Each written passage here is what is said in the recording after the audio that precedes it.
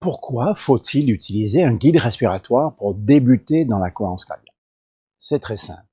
Je ne sais pas si vous le savez, mais votre fréquence respiratoire là en ce moment, lorsque vous me regardez, lorsqu'on n'y prête pas attention, dans notre vie de tous les jours, se situe entre 10 et 25 respirations par minute.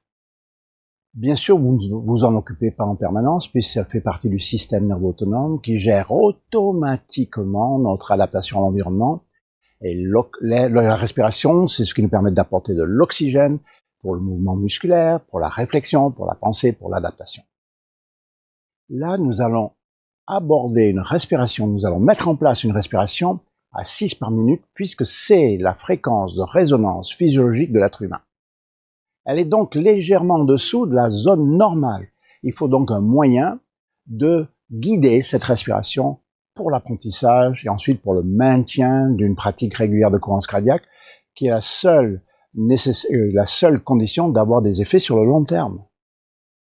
Nous présentons donc le 3-6-5 cohérence cardiaque, qui, comme de nombreux autres guides sur YouTube, sur Internet, sur des logiciels, etc., va cadencer votre respiration à 6 par minute avec, à la base, 5 secondes d'inspiration, 5 secondes d'expiration.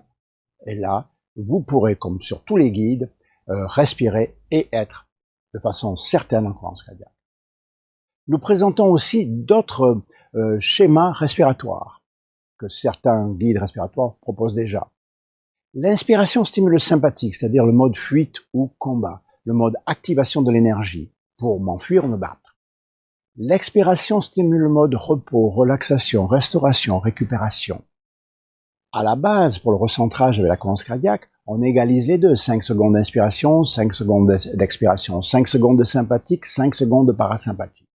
Mais nous pouvons, pour toujours être à 6 par minute, respirer pendant 4 secondes par exemple, inspirer pendant 4 secondes par exemple, souffler pendant 6 secondes, ça fait toujours 10 secondes, vous êtes toujours en cohérence cardiaque, mais il y a une légère surstimulation du parasympathique. Lorsque vous inspirez à 4 et soufflez à 6, vous vous mettez légèrement en repos, relaxation, état de récupération. Et le contraire est vrai aussi. Lorsque vous inspirez pendant 6 secondes, vous surstimulez le sympathique, vous donnez de l'énergie à votre corps et il faut réduire d'autant le parasympathique. Le 3-6-5 cohérence cardiaque contient de multiples réglages selon ce que vous désirez en faire. Je vous invite donc bien sûr à essayer l'application 3-6-5 cohérence cardiaque.